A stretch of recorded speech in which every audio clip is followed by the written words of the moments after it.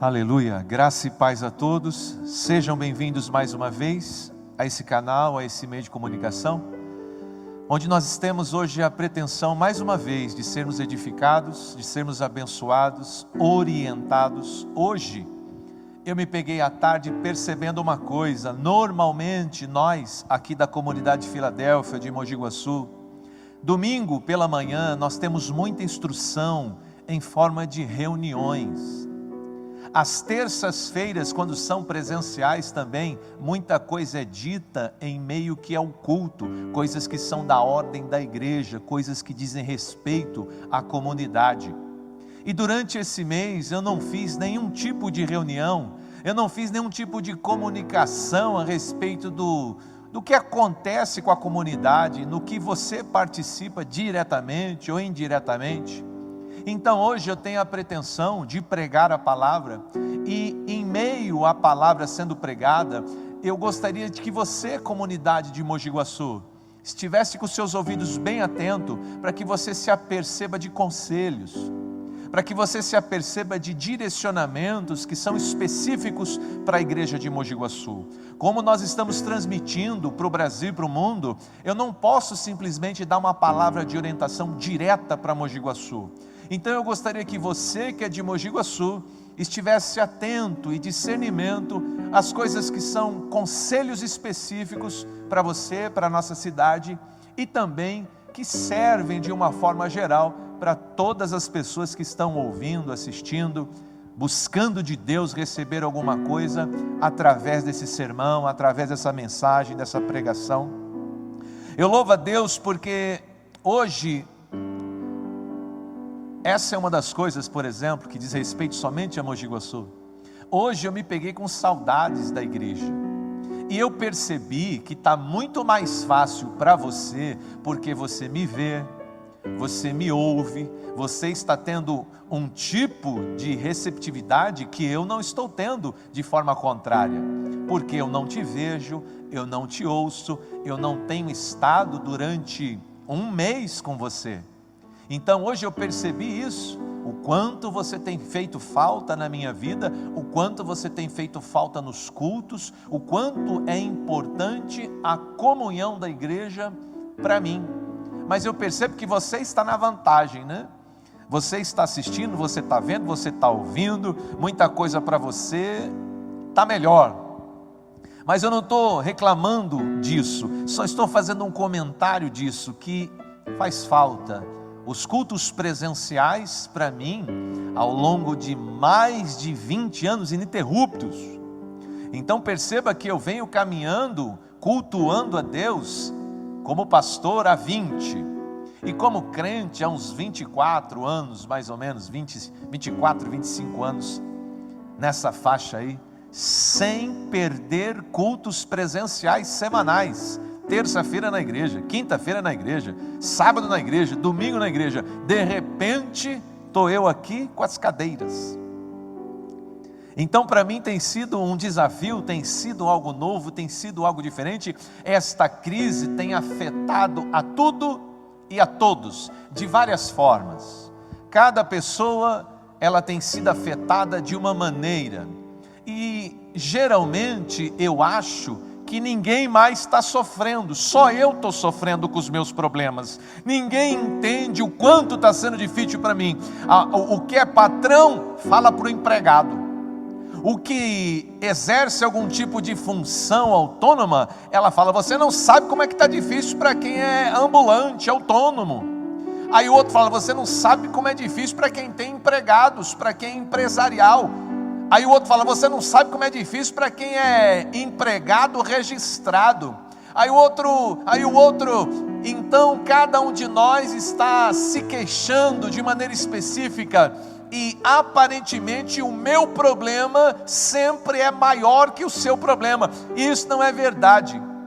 O que está atingindo você de uma forma, está atingindo o outro de outra forma, e as pessoas estão sofrendo a consequência da crise de forma em geral.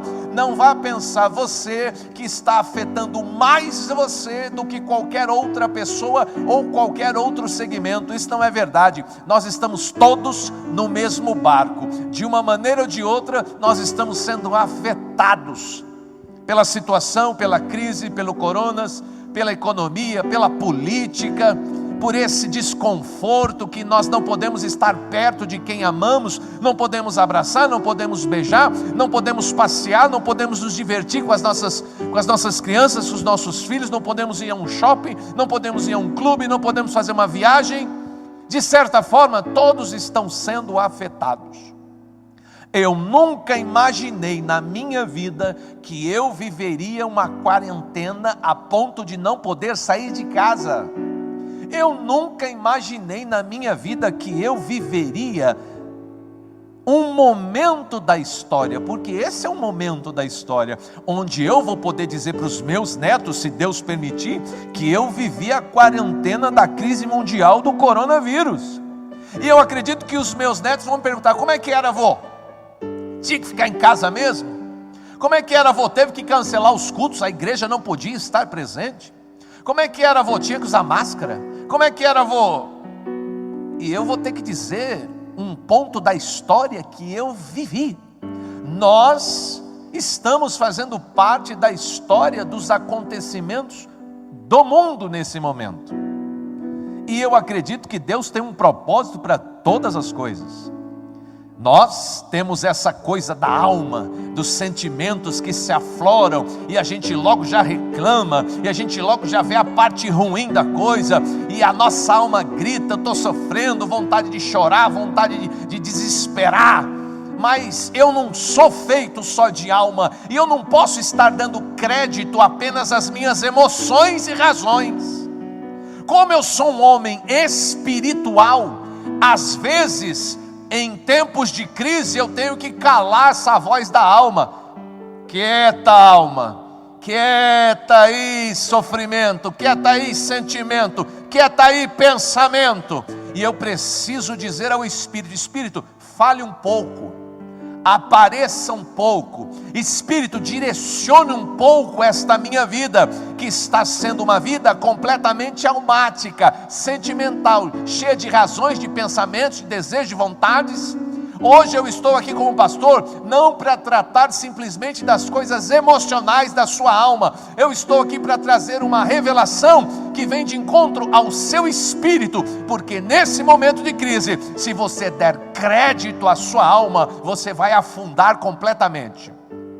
Mas se você parar e der ouvidos ao seu espírito, a esperança, porque o seu espírito, ele vai se comunicar com Deus, e o nosso Deus, ele tem pleno controle de todas as coisas, e o nosso Deus é suficiente para orientar você, num tempo como esse, dizendo o que fazer, como fazer, quando fazer. Você não precisa estar debaixo do controle da alma, da emoção, do sentimento. Você pode ser um homem que domina a sua alma, estar ali vivendo no Espírito, ouvindo a voz de Deus, ouvindo o que Deus está falando, porque não é só presidente que está falando, não é só governador que está falando, não é só prefeito que está falando, não só são as pessoas, Deus também está falando. Mas quem está ouvindo no meio de nós? Quem está dando crédito ao que nós estamos dizendo?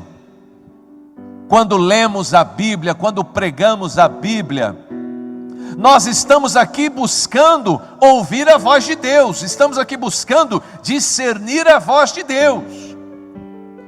Então, se você hoje quiser dar ouvidos à palavra de Deus, se você quiser dar ouvidos ao que Deus está falando, não tem melhor momento do que esse, porque eu vou abrir a Bíblia, e eu não tenho a pretensão de falar o que eu acho, eu tenho a pretensão de falar o que está escrito. O que Deus falou não tem validade nenhuma, o que Deus falou continua falando, o que Deus falou não entrou num processo de esquecimento ou de invalidade.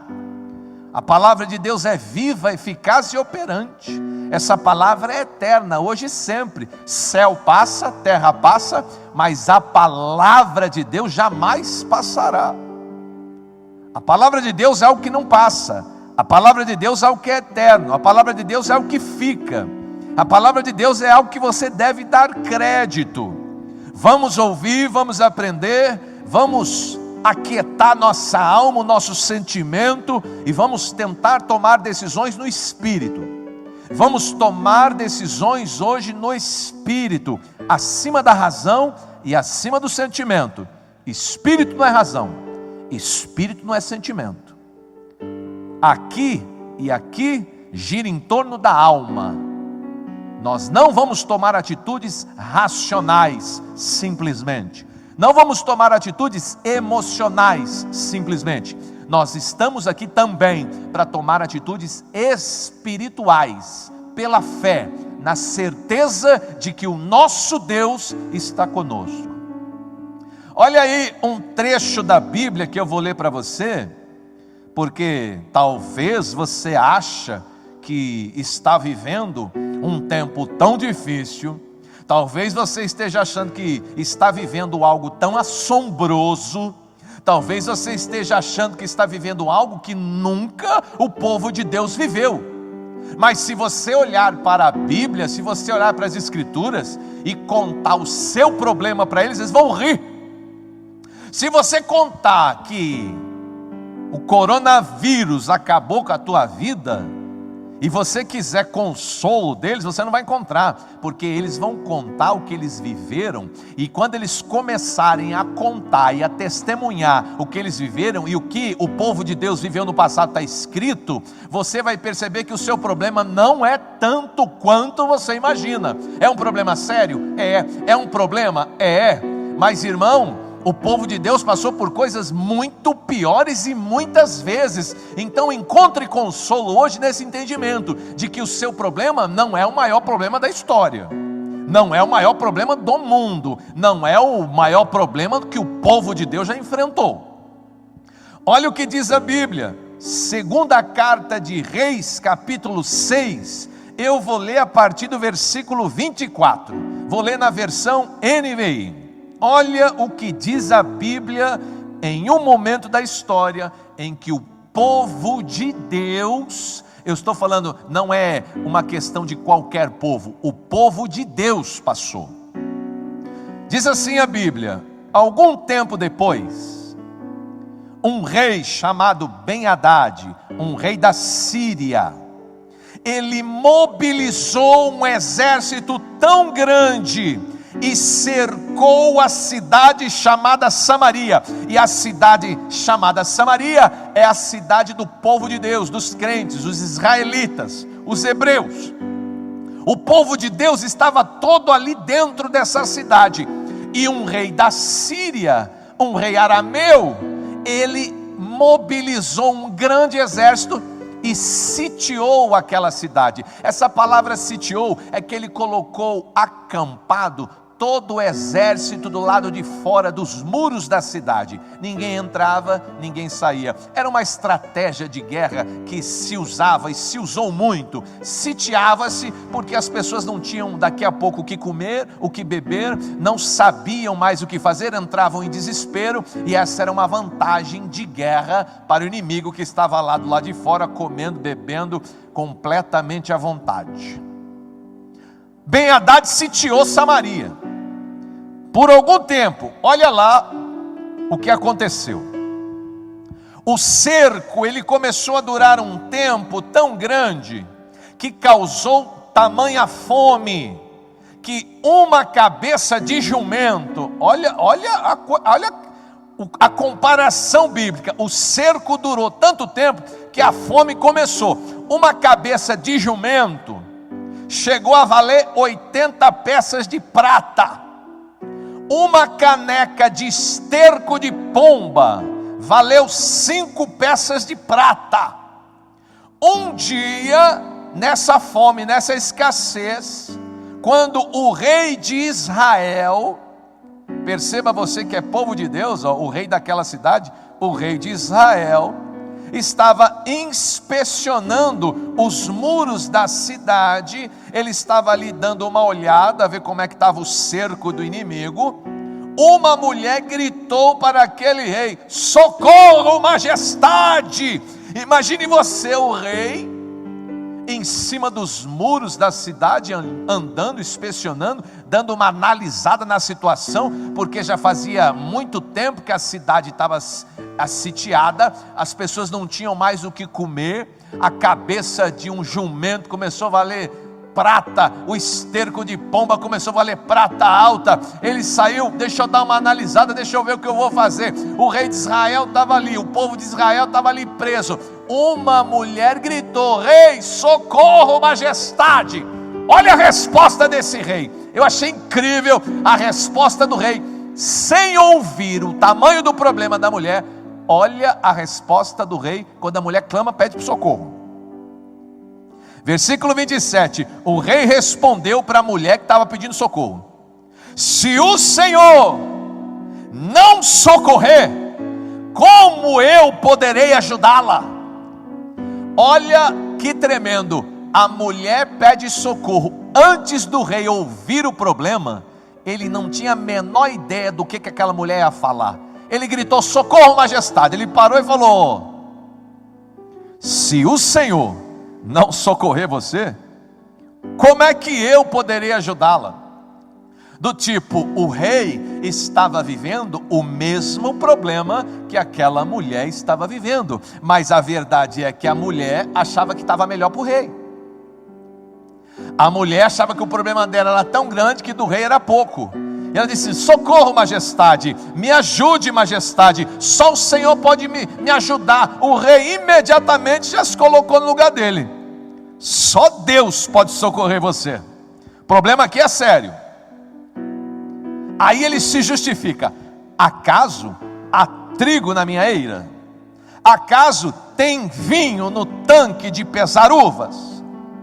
Contudo, a mulher estava ali e o rei perguntou para ela: qual que é o seu problema?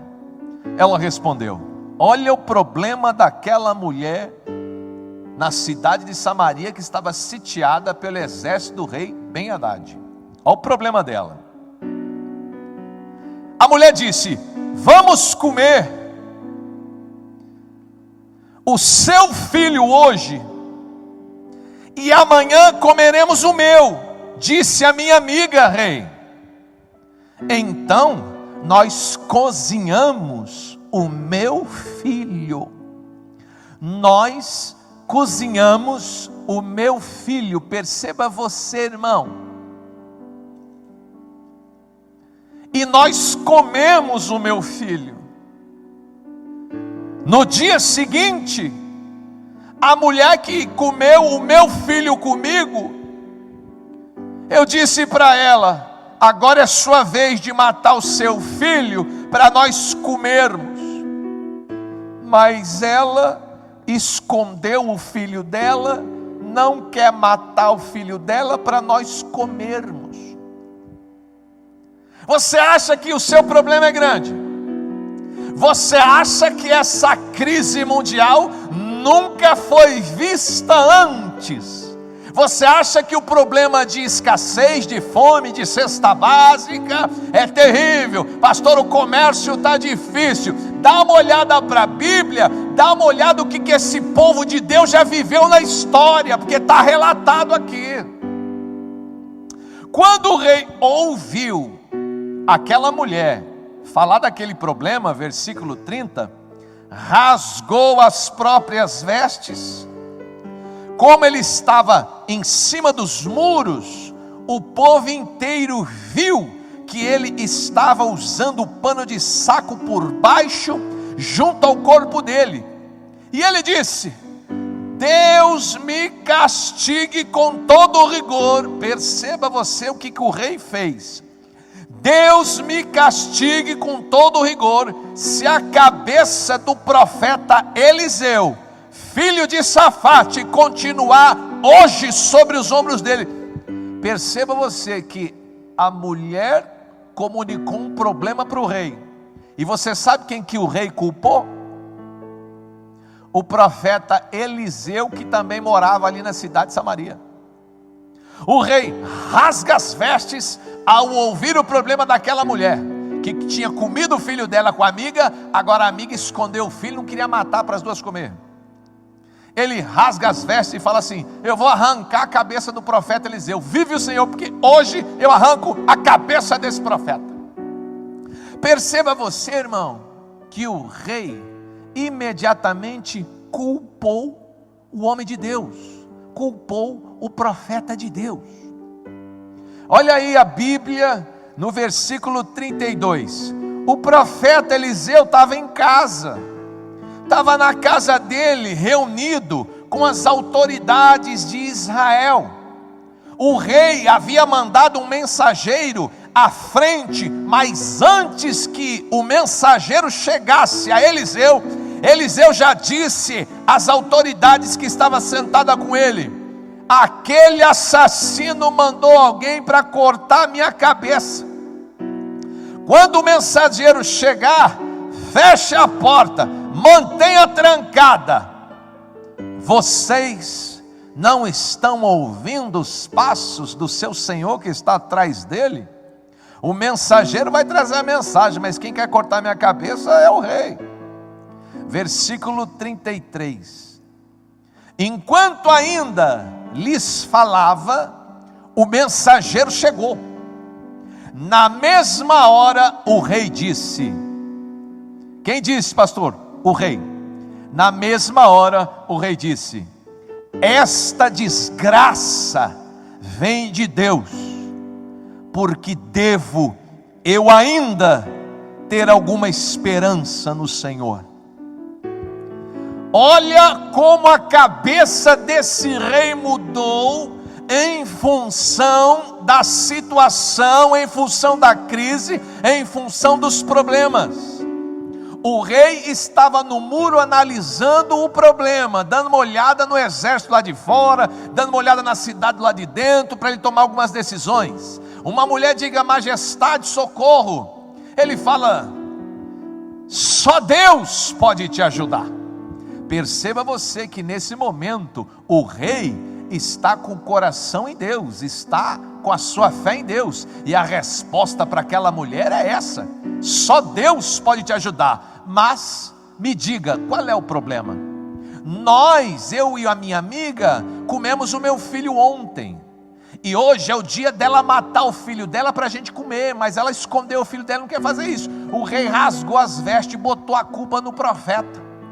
Eu vou arrancar a cabeça do profeta Eliseu, do tipo: esse profeta tem a obrigação de resolver o problema. Mas quando o mensageiro do rei chega na casa do profeta, o profeta está conversando com as autoridades, e ele, porque é homem de Deus, já sabe: vem vindo um mensageiro aí para me matar. Mas a culpa não é dele, a culpa é de quem está por trás dele, o rei.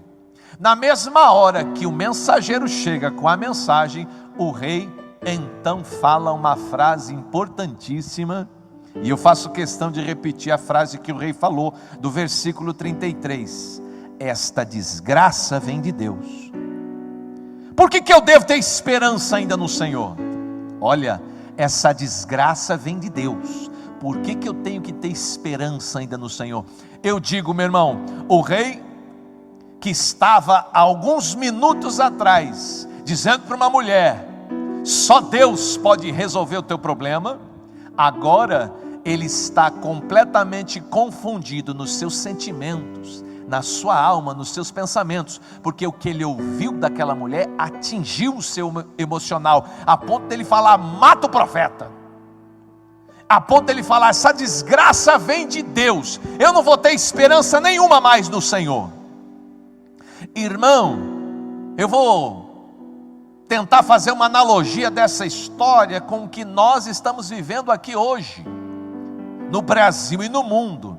Primeira coisa que eu queria chamar a sua atenção é essa: nós não podemos pensar que o que nós estamos vivendo hoje, nessa crise mundial, é o pior problema que já se viu nesse mundo, é o pior problema que já se viveu na terra, é o pior problema que a igreja já enfrentou, porque eu estou contando uma história, a Bíblia está repleta, eu estou contando uma, para você perceber que houveram crises dentro do povo de Deus, dentro, meu irmão, de Israel, onde a mãe teve que comer o filho, tamanho era a fome. Aí eu pergunto para você, você que fala que está na escassez, pastor, está difícil, pastor, está acabando o dinheiro, pastor, não dá para fazer a compra. Eu vou perguntar para você, você já começou a cozinhar o seu filho com a sua vizinha? Ou você ainda tem o que comer? Aliás, deixa eu perguntar para você hoje, você comeu hoje? Você almoçou? Tomou um café? Deixa eu te perguntar, você se vestiu? Deixa eu te perguntar, você tem onde morar? Deixa eu perguntar, tem alguém do lado de fora apontando alguma arma para você, se você sair te mata? Porque nesse momento da história, a fome era tanta, que não tinha, meu irmão, nem no mercado para comprar. Na cidade, a cabeça de um jumento valeu lá, meu irmão, 80 peças de prata. Cocô de pomba, esterco de pomba, 5 peças de prata. Já imaginou isso? Olha a escassez. Olha, meu irmão, o que é escassez? Eu e você estamos reclamando num pé de igualdade, achando, meu irmão, que o mundo acabou. Irmão, o mundo não acabou ainda. A fome não é tão extrema ainda. Eu não ouvi nenhum caso de que mãe está comendo um filho, botando o filho na panela ainda. Mas o povo de Deus já viveu e já teve que comer os filhos. E comeu. Houve momento da história em que a crise foi tamanha, que eles começaram a botar a culpa em Deus. Tem muita gente falando, tem muita gente até na internet aí falando, olha, tudo que nós estamos vivendo aí, essa crise é culpa de Deus. Olha, essa desgraça que nós estamos vivendo aí, vem de Deus. E existem pessoas já perseguindo os profetas. Eu vi na internet pessoas dizendo, se você é homem de Deus, vai lá e resolve o problema. Você não é homem de Deus, vai lá e cura os doentes que estão com coronavírus. Algumas pessoas, porque estão vivendo um problema, algumas acham que vem de Deus o problema, e outras acham que os profetas têm que resolver o problema delas. Isso não é novo. A Bíblia já mostra o rei de Israel dizendo, essa desgraça vem de Deus, eu não tenho mais esperança no Senhor, eu vou matar os profetas, porque a culpa é deles, eles têm que resolver essa situação. No caso, Eliseu. Irmão, a Bíblia, ela nos dá testemunho de coisas que aconteceram no passado, no meio do povo de Deus. O povo ali servindo a Deus, fiel a Deus, estava sitiado. Fiel a Deus, servindo a Deus, não tinha o que comer. Fiel a Deus, servindo a Deus, o rei mandando matar o profeta. Não tem ninguém aqui, meu irmão, desviado, não tem ninguém aqui blasfemando não, o povo de Deus. Mas aí eu pergunto para você, será que lá no passado, quando o rei Ben-Hadad sitiou a cidade de Samaria, foi Deus que mandou ele fazer isso? Será que foi Deus que falou, ô rei Ben-Hadad, vai lá sitiar Samaria, porque eu quero ver mãe comendo filho lá. O rei Ben-Hadad, vai lá sitiar a cidade, porque eu quero ver rei matando profeta. O rei Ben-Hadad, vai lá, eu estou mandando. Será que foi Deus que mandou? Ou será que foi o Ben-Hadad que tomou essa decisão política? Será que foi o rei Ben-Hadad que tomou essa decisão de governo, de aumentar o seu território, de levar o seu exército para Samaria para conquistá-la, ampliar o seu reino, ampliar o seu poder, ampliar o seu legado?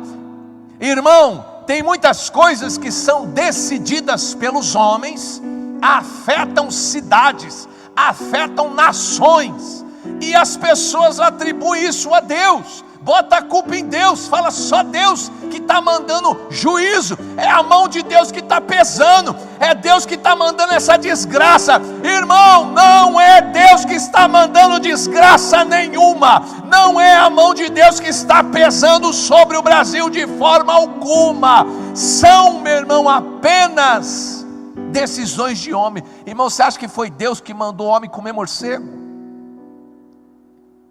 Você acha que é Deus que está falando, põe no seu cardápio aí morcego, porque eu fiz morcego? Irmão, Deus nunca fez um morcego com o intuito de alimentar os homens.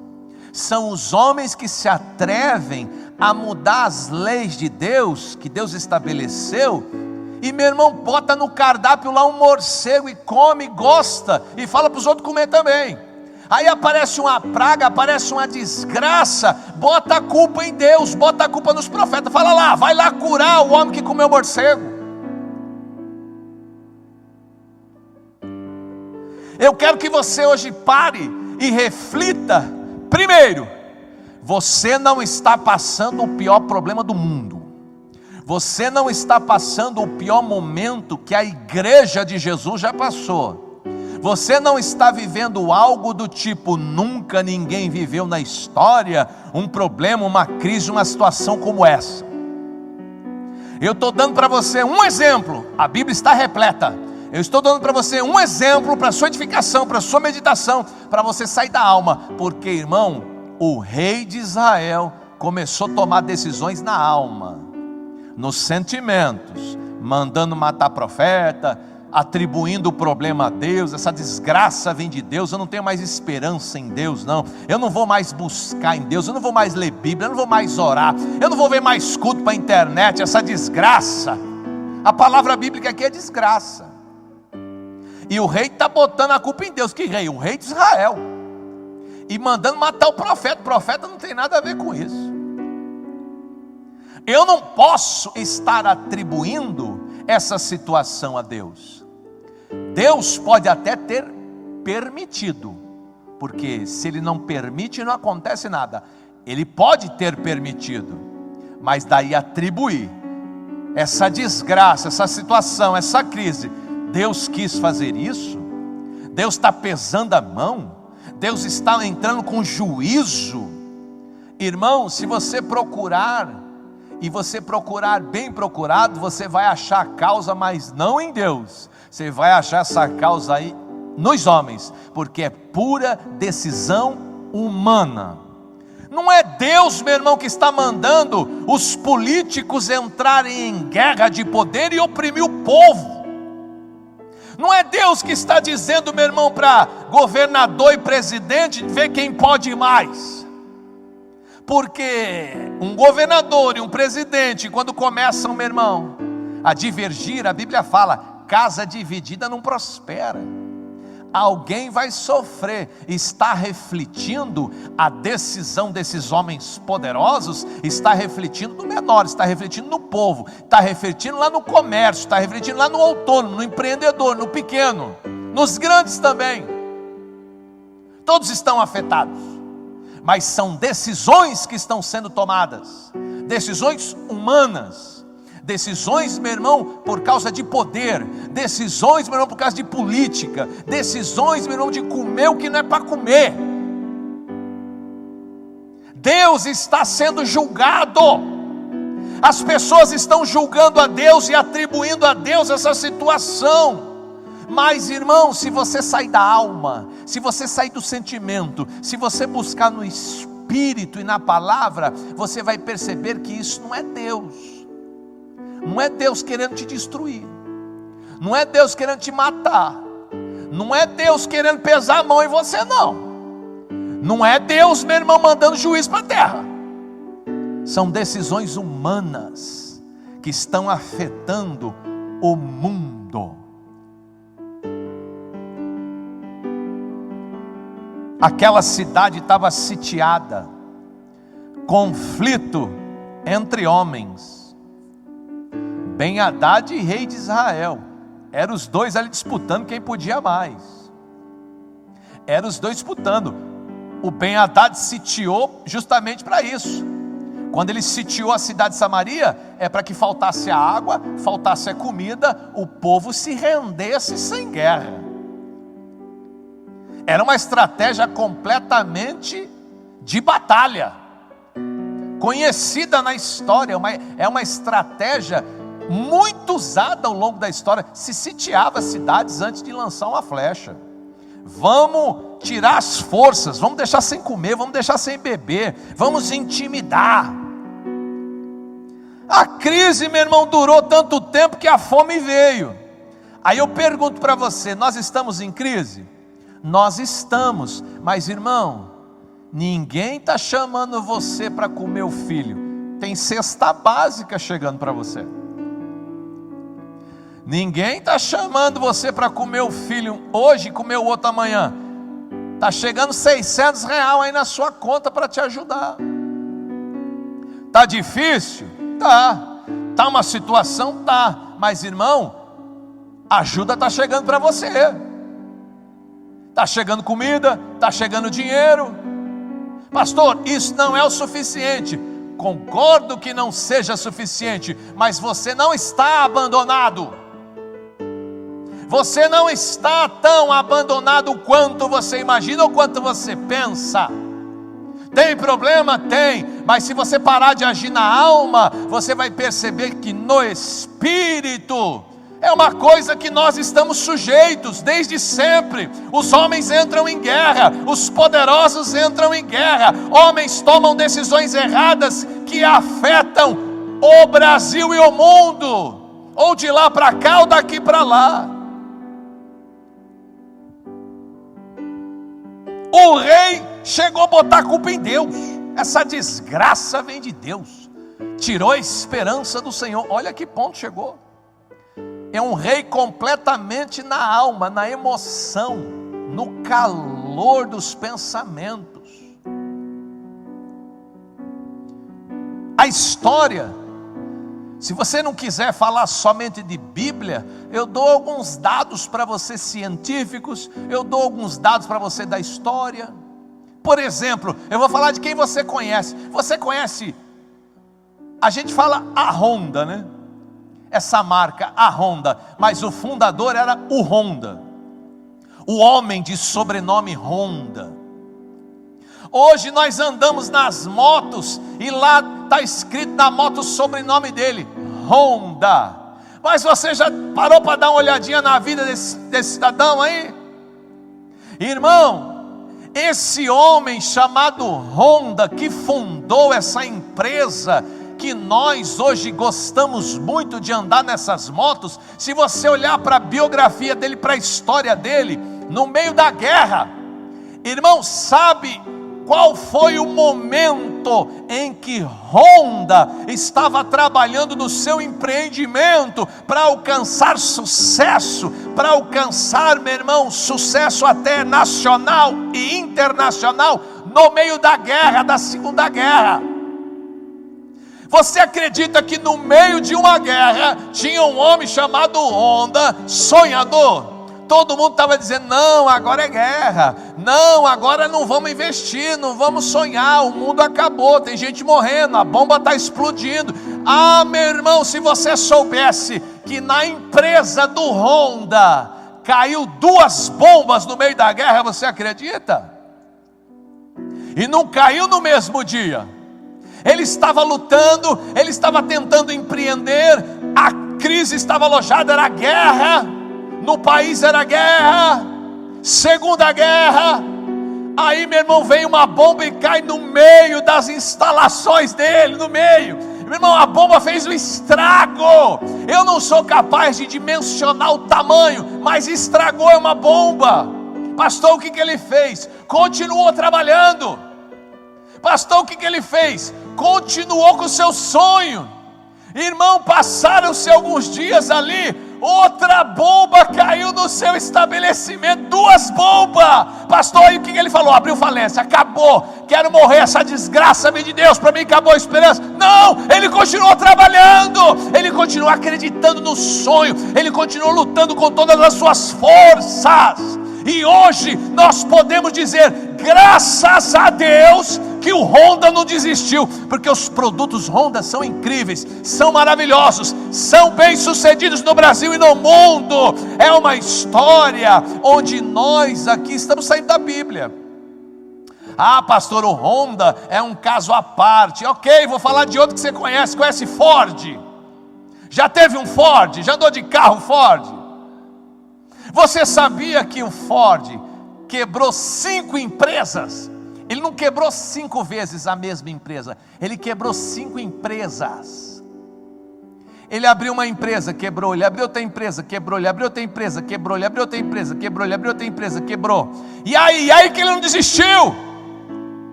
E aí que ele nunca parou com o seu sonho, até ele fundar a Ford Company, onde você compra carros porque ele sonhou. Tem gente no Brasil dizendo: eu vou quebrar, se continuar assim eu vou quebrar. Irmão, na história muita gente quebrou, e não quebrou uma vez só não. Na história muita gente já passou por guerras e batalhas de bomba estourada, né? Estourou alguma bomba aí na sua loja? Quantas? Não existe, meu irmão, não existe esse tempo em que eu e você, por causa de problemas, de situações, de crise mundiais, onde nós olhamos para nós mesmos e não encontramos força suficiente para lidar com político, com política, para lidar, meu irmão, com o vírus que está no ar. E é nesses momentos que a razão, irmão, não pode imperar, porque racionalmente não dá para você, emocionalmente não dá para você, só tem um jeito de você lutar: espiritualmente. Põe na mão de Deus. Deus é o único que pode. Deus é suficiente. Deus, irmão, Ele precisa que em momentos como esse você não fique agindo racionalmente, não fique agindo emocionalmente. Deus precisa que em momentos de crise como esse, você venha tomar atitudes espirituais, na fé. Não fique com medo. Pode ser sim que você venha a falir. Pode ser sim, eu não quero tirar essa hipótese porque ela é real. Pode ser que você venha a falir, venha a quebrar. O Ford quebrou 5 empresas. O Honda explodiu a fábrica dele 2 vezes. E daí? Nada pode parar o propósito de Deus na sua vida, meu irmão. Se Deus tem um propósito na sua vida, pode vir bomba, pode vir guerra, pode vir falência. Ele cria da onde não existe ainda. Ele te põe de pé, Ele te levanta das cinzas. Ele é Deus suficiente para fazer tudo isso e ainda mais. Não fique você achando que o que você está vivendo é algo que já não foi vivido ao longo da história. As crises, as guerras, os problemas, as falências, tudo isso, meu irmão, é história que já aconteceu mais de uma vez. Nós estamos vivendo apenas mais um momento da história, onde gente vai quebrar e vai se reerguer. É momento de você se redescobrir. Hoje eu quero fazer uma oração, porque a minha atitude não vai ser pela razão, a minha atitude não vai ser pela emoção, a minha atitude vai ser pela fé. E se você quiser um dado científico, eu também te dou. Gosta de comer lagosta? Mas não sabe nada de lagosta, né? Você sabia que a lagosta, ela tem uma casca grossa? Não sei se você já teve a oportunidade de comer uma lagosta, mas só dá para comer o que está dentro da casca, porque a casca é que nem uma concha, é algo grosso, impossível de comer. Você precisa entrar dentro da casca, da cauda, para você comer a lagosta. Mas talvez uma coisa que você não saiba é que a lagosta, ela não nasce e morre com a mesma casca. A lagosta, quando ela vai crescendo, ela, para poder se desenvolver, para ela poder avançar no seu tamanho, ela precisa em períodos trocar a casca. Você sabe que a cobra troca a pele, mas que lagosta troca a casca, talvez você não saiba. E você, pasme, depois você vê na internet, bota lá no seu vídeo lá, uma lagosta trocando a casca, você vai ver que incrível. Fica lá o esqueletinho da casca, ela sai de dentro, entra debaixo de uma pedra para se proteger dos peixes e começa a fabricar outra casca maior, que lhe dê mais espaço, conforto, porque ela está crescendo. Agora deixa eu falar uma coisa para você: uma lagosta só cresce nessa crise, porque fica impossível sobreviver ali, fica impossível continuar a existência ali. A pressão é tanta, porque ela está crescendo e a casca não cresce junto. A casca não cresce, meu irmão, tem que trocar. E a lagosta vai trocando de casca em casca, é um processo dificílimo. Ela arrisca a vida, porque ela fica sem proteção para forjar outra casca. Mas se tivesse uma solução para a lagosta não trocar de casca, eu tenho certeza, meu irmão, que ela não trocava. Ela continuava com a mesma, bem acomodada. Ela continuaria com a mesma casca, bem segura, bem tranquila. Mas a verdade, meu irmão, que lá no fundo do mar não tem esse médico, não tem esse tratamento, só tem um jeito de crescer: troca a casca, se redescobre, sabe? Vai fazer com coragem, vai, meu irmão, do tipo recomeçando, vai crescendo, vai desenvolvendo, vai dando seus pulos. A minha oração hoje é que os empresários encontrem em Deus sabedoria para lidar com essa situação, em vez de reclamar da situação. A minha oração é hoje que as pessoas encontrem em Deus direção do que fazer, como fazer, para se redescobrir. Irmão, você pode perder tudo nessa vida. Você pode perder tudo nessa vida. Se você não perder Deus, você não perdeu nada. Deus é suficiente para te dar força.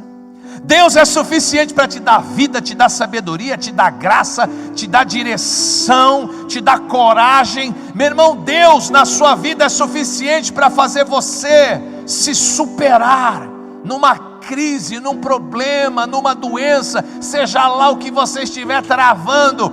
É, meu irmão, momento de você olhar para Deus e não lançar culpa em Deus, achar que nós estamos vivendo o que estamos vivendo porque a mão de Deus pesou. É momento de você olhar para Deus e falar: Deus, me dá sabedoria hoje, me dá capacitação hoje, me dá direção hoje, para me livrar dessa casca, para me livrar desse problema, dessa situação, desse peso, para que eu volte a crescer, para que eu volte a expandir, para que eu volte a desenvolver, para que eu volte a seguir a minha vida, seguir o meu propósito, seguir a minha carreira. Eu não acredito, meu irmão, que a tua história vai acabar nessa crise. Eu não acredito que o seu nome vai desaparecer nessa crise. Eu acredito, meu irmão, que você não existe para morrer nessa crise. Você só vai aprender com ela. Você só vai, irmão, encontrar em Deus competência, capacitação para trocar essa casca, se esconder por enquanto debaixo de uma pedra. Porque daqui a pouco você sai e aparece e brilha todo vitorioso.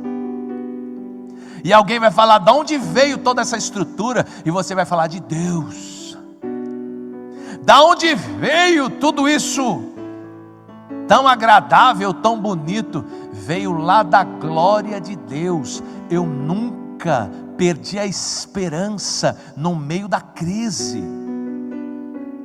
Eu nunca achei que eu ia morrer nessa crise e o meu nome ia acabar, o meu legado ia acabar, o meu negócio ia acabar, a minha história ia acabar. Não, é só mais um passo, é só mais um momento da história. A minha história, a sua história está sendo escrita.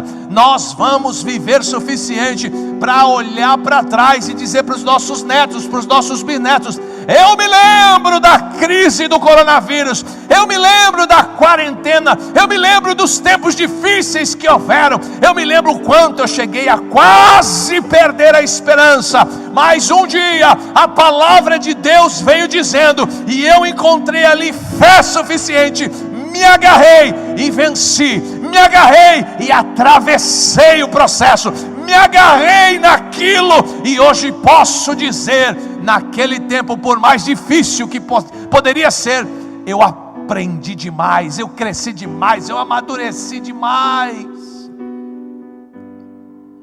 Há poder no nome de Jesus, meu irmão. Há poder no nome de Jesus suficiente. Não é momento de você morrer. Não é momento do seu legado desaparecer. Se foi Deus que te deu essa empresa, se foi Deus que te deu esse negócio, se foi Deus que te deu essa direção de empreender, você pode ter certeza que vai continuar. Deus vai dar a direção, Deus vai dar a continuação, Deus vai dar a estratégia, Deus vai dar a provisão, Deus vai dar o escape, Deus vai dar a saída, Deus vai criar da onde não existe, porque Ele é Deus suficiente. Meu irmão, a porta que Deus abre ninguém fecha. Corona não fecha, crise não fecha, presidente, prefeito, governador, ninguém fecha. A porta que Deus abriu para você, ninguém fecha. Não pense você que você está sofrendo um problema tão grande, porque não é tão grande quanto você narra. Você não comeu o filho de ninguém ainda. Tem cesta básica, tem 600 reais lá no caixa, lá, pega lá. Você ainda tem, irmão, muita suficiência. Eu costumo dar esse exemplo para as pessoas. Me desculpe eu estar bebendo aqui, mas é para te explicar. Perceba você que aqui tem uma parte vazia e tem uma parte cheia. Eu não sei onde é que está a sua parte cheia, se está aqui, se você já bebeu aqui, se está aqui. A minha está aqui, está baixando. Mas a verdade é que eu e você temos essa lógica. Eu e você temos esse tipo de pensamento. Esse pensamento é comum. Nós sempre estamos dispostos a dizer para as pessoas o quanto falta. Nós estamos sempre dispostos a dizer para as pessoas o quanto eu ainda não tenho, o quanto ainda me falta para chegar. Mas, irmão, é hora de você olhar no seu copo, na sua vida, na sua empresa, nos seus negócios, dar uma olhada no que você possui, não no que está fazendo falta. Eu vou te perguntar, irmão, me responde aí. Você comeu?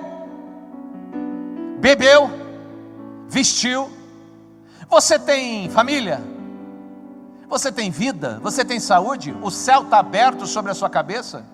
Deus é na tua vida? Deus fala com você? Você tem hoje uma palavra de Deus para a tua vida, de consolo, de conforto, de direção? Irmão, eu poderia enumerar muitas coisas que você tem, que você possui, que está no seu copo aí hoje, mas você só fica olhando para o que não tem, para o que falta, e reclama não tem, reclama falta, não reclama não tem, não reclama falta. Dá glória a Deus pelo que tem, mesmo que seja pouco. E eu acho que quem tem Deus na vida não é pouco não. Eu acho que tem família para estar com Ele não é pouco não. Eu acho que quem tem uma Bíblia, tem uma palavra de instrução, nem que seja pela internet, não é pouco não. Quem tem Jesus e o nome de Jesus não é pouco não. Irmão, você tem experiência. Irmão, experiência é coisa que não tem o que se compra. Com que dinheiro compra experiência?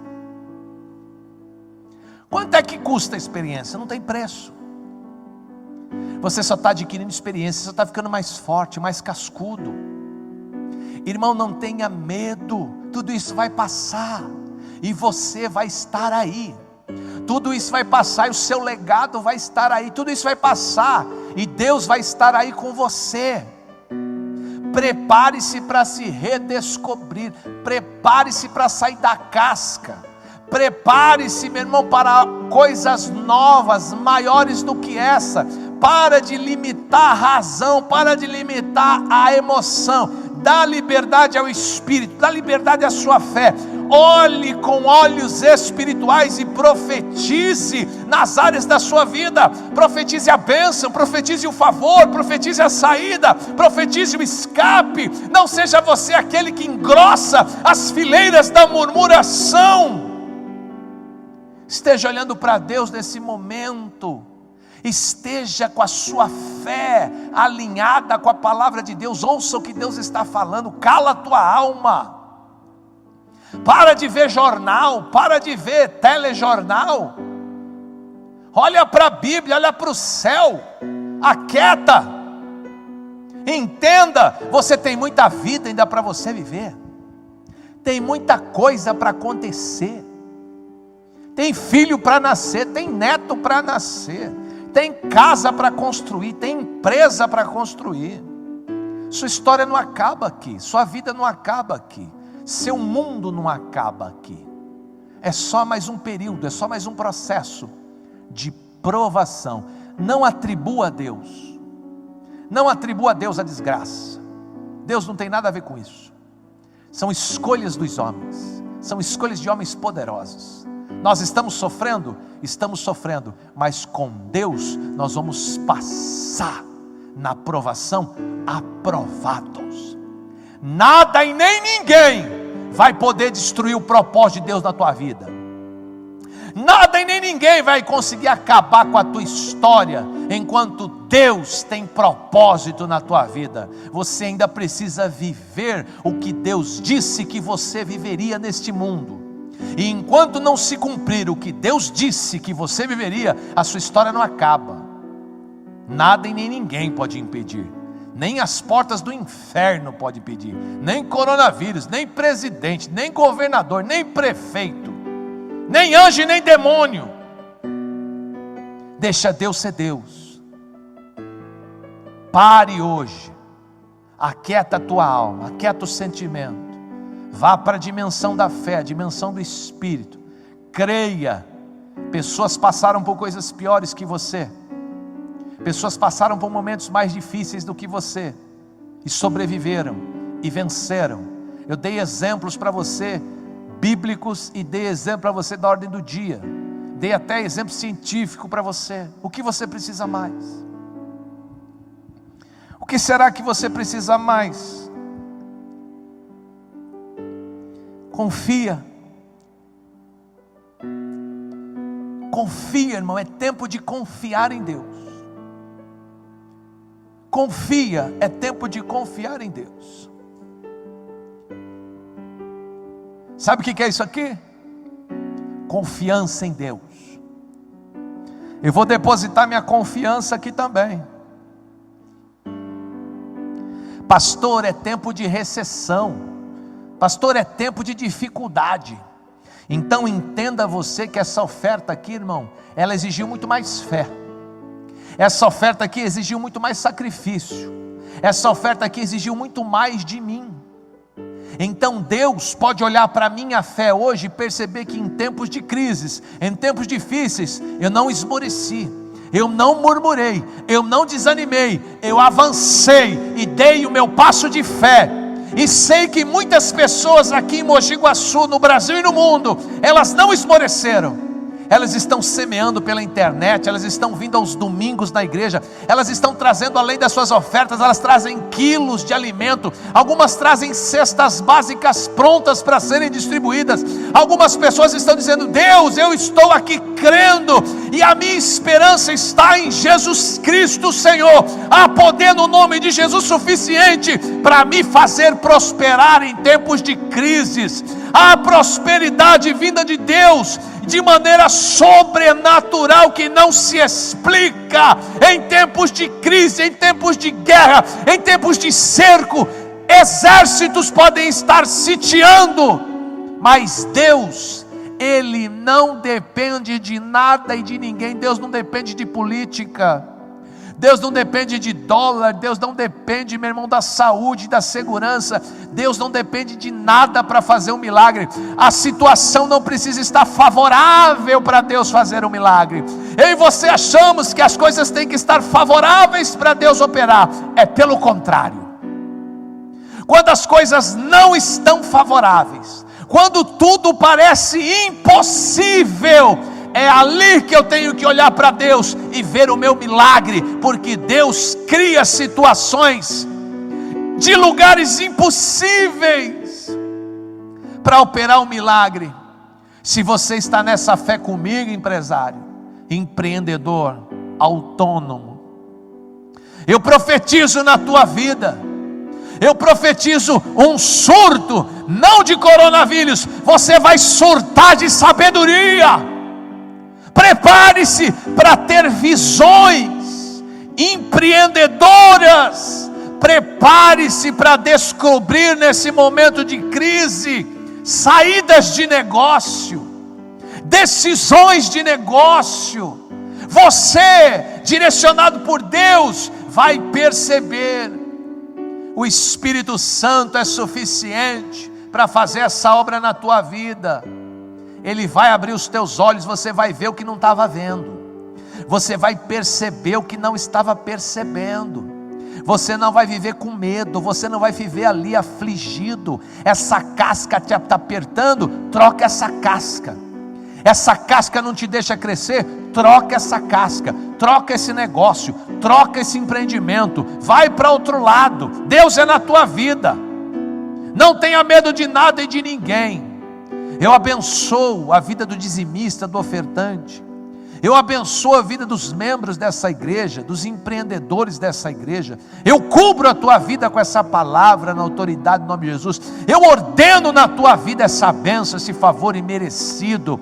Eu creio que você vai testemunhar que não somente passou pela crise, mas prosperou de forma sobrenatural a meio a tudo isso, no nome de Jesus. Parece loucura o Evangelho, a Bíblia diz que é loucura para o mundo, para nós é poder de Deus que salva.